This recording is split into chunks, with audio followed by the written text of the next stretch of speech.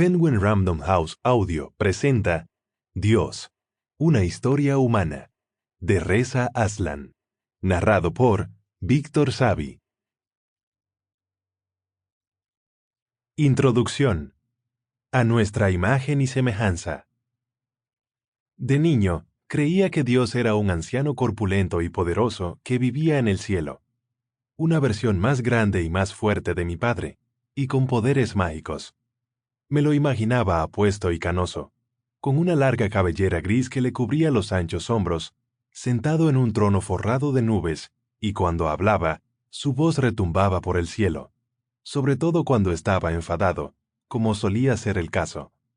Pero también era tierno y amoroso, clemente y amable. Se reía cuando estaba alegre y lloraba cuando estaba triste. No estoy seguro de dónde saqué esta imagen de Dios. Quizá la viera en algún lugar, pintada en una vidriera o impresa en un libro. También es posible que naciera ya con ella. Hay estudios que demuestran que a los niños pequeños, con independencia de su lugar de origen o de su religiosidad personal, les cuesta distinguir entre los seres humanos y Dios en cuanto a sus actos o modo de actuar. Cuando se les pide que imaginen a Dios, siempre describen a un humano con poderes sobrehumanos. A medida que fui creciendo, dejé atrás la mayoría de mis ideas infantiles, pero conservé la imagen de Dios. Aunque no crecí en una familia demasiado religiosa, siempre me fascinaron la religión y la espiritualidad. Tenía la cabeza llena de vagas ideas sobre qué era, de dónde venía y qué aspecto tenía Dios. Curiosamente, seguía pareciéndose a mi padre. No quería saber cosas acerca de él y punto. Quería experimentarlo, sentir su presencia en mi vida. Pero cuando lo intentaba, no podía evitar imaginarme que nos separaba un gran abismo, con Dios a un lado y yo al otro, sin que hubiera forma de que uno de los dos lo cruzara. Durante la adolescencia, me convertí del Islam tibio de mis padres iraníes al cristianismo ardiente de mis amigos estadounidenses. De pronto, mi afán infantil de ver en Dios a un ser humano poderoso cristalizó en el culto a Jesucristo como Dios hecho carne, literalmente. Al principio, la experiencia fue como si me rascara en un lugar que llevara picándome toda la vida. Hacía años que buscaba una manera de superar el abismo que me separaba de Dios, y ahora una religión me decía que tal impedimento no existía. Si quería saber cómo era Él, todo lo que tenía que hacer era imaginar al ser humano más perfecto. Tenía cierto sentido. ¿Qué mejor manera de eliminar la barrera entre los seres humanos y Dios convirtiéndolo a Él también en un ser humano? Como dijo el célebre filósofo alemán Ludwig Feuerbach para explicar el enorme éxito de la idea cristiana de Dios, solo un ser que comprende en sí a todo el hombre puede satisfacer a todo hombre. La primera vez que leí esa cita fue en la universidad, más o menos en la época que decidí dedicar mi vida al estudio de las religiones. Lo que parecía decir Feuerbach es que el atractivo casi universal de un Dios que piensa, siente y actúa como nosotros, radica en nuestra profunda necesidad de experimentar lo divino como un reflejo de nosotros mismos. Esa verdad me golpeó como un rayo. ¿Por eso de adolescente me atraía el cristianismo? ¿Había estado construyendo mi imagen de Dios todo este tiempo como un reflejo de mis propios rasgos y emociones? La posibilidad me dejó resentido y desilusionado. Buscando una concepción más amplia de Dios, abandoné el cristianismo y volví al Islam, atraído por la iconoclasia radical de la religión, la creencia de que Dios no puede quedar limitado por ninguna imagen, humana o de otra índole.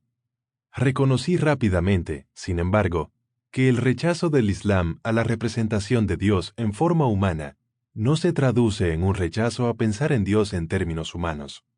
Los musulmanes son tan propensos como las demás personas religiosas a atribuirle sus propias virtudes y vicios, sus propios sentimientos y defectos. No es algo que puedan escoger, ni ellos ni nosotros.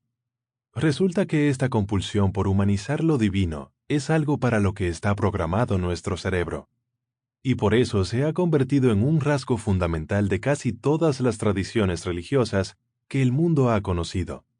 El mismo proceso mediante el cual surgió el concepto de Dios en la evolución humana nos obliga, conscientemente o no, a formarlo a nuestra propia imagen. De hecho, la historia de la espiritualidad humana en su conjunto puede verse como un esfuerzo constante, interconectado, en permanente evolución y con una notable capacidad cohesionadora para dar sentido a la divinidad otorgándole nuestras emociones y personalidades, atribuyéndole nuestros rasgos y nuestros deseos, proporcionándole nuestras fortalezas y nuestras debilidades, incluso nuestro propio cuerpo. En resumen, haciendo que Dios seamos nosotros. Lo que quiero decir es que muy a menudo, aunque no nos demos cuenta, y con independencia de si somos creyentes o no, lo que la gran mayoría imagina cuando piensa en Dios es una versión divina de nosotros mismos, un ser humano con poderes sobrehumanos. Esto no equivale a afirmar que Dios no existe, o que lo que llamamos Dios sea por completo una invención humana. Ambas afirmaciones pueden ser ciertas, pero ese no es el tema de este libro. No tengo ningún interés en tratar de probar la existencia o la inexistencia de Dios, por la simple razón de que no puede probarse ni lo uno ni lo otro. La fe es algo que se elige. Quien diga lo contrario intenta convertirte. Eliges creer que hay, o no, algo más allá del ámbito material. Algo real. Algo conocible. Si, como en mi caso, optas por lo primero, entonces debes hacerte otra pregunta. ¿Quieres experimentarlo? ¿Quieres estar en comunión con eso? ¿Conocerlo? Si es así, puede que te sea útil contar con un lenguaje que te permita expresar lo que es fundamentalmente una experiencia inexpresable. Ahí es donde entra la religión. Más allá de los mitos y los rituales, los templos y las catedrales, los mandamientos y las prohibiciones que han dividido a la humanidad en bandos de creencias distintas y a menudo enfrentadas durante milenios. La religión es poco más que un lenguaje compuesto de símbolos y metáforas que permite a los creyentes comunicar unos a otros y a sí mismos la experiencia inefable de la fe. Lo que pasa es que, a lo largo de la historia de las religiones, ha habido un símbolo que destaca como algo universal y supremo, una gran metáfora de Dios, de la que derivan casi todos los demás símbolos y metáforas de casi todas las religiones del mundo. Nosotros, los seres humanos. Este concepto, que yo llamo el Dios humanizado, estaba clavado en nuestra conciencia cuando se nos ocurrió por primera vez la idea de Dios. Nos llevó a formular nuestras primeras teorías sobre la naturaleza del universo y nuestro papel en él. Dio forma a nuestras primeras representaciones físicas del mundo más allá de nuestro entorno. La creencia en dioses humanizados nos sirvió de guía como cazadores-recolectores, y luego, al cabo de decenas de miles de años, hizo que sustituyéramos nuestras lanzas por arados y nos pusiéramos a sembrar. Nuestros primeros templos, así como nuestras primeras religiones, los construyeron personas que consideraban a los dioses seres sobrehumanos. Los mesopotámicos, los egipcios, los griegos, los romanos, los indios, los persas, los hebreos, los árabes, todos idearon sus sistemas teístas en términos humanos y con imágenes humanas. Pasa lo mismo con las tradiciones no teístas, como el jainismo o el budismo, que conciben a los espíritus y devas que encontramos en sus teologías como seres superiores que, al igual que sus homólogos humanos, están sujetos a las leyes del karma. Incluso los judíos, los cristianos y los musulmanes contemporáneos, que tanto se esfuerzan por profesar creencias teológicamente correctas sobre un Dios único y singular que es incorpóreo o infalible, omnipresente u omnisciente, parecen obligados a imaginarlo en forma humana y hablar de él en términos humanos. Los estudios realizados por numerosos psicólogos y científicos cognitivos han demostrado que los creyentes más devotos, cuando se ven obligados a comunicar sus pensamientos acerca de Dios, en su inmensa mayoría lo tratan como si estuvieran hablando de una persona que se hubieran encontrado en la calle. Pensemos en la forma en que los creyentes suelen calificar a Dios como bueno o amoroso, cruel o celoso, indulgente o amable.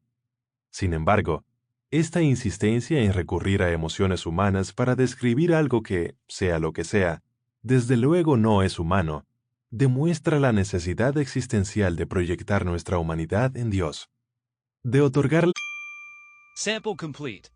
Ready to continue?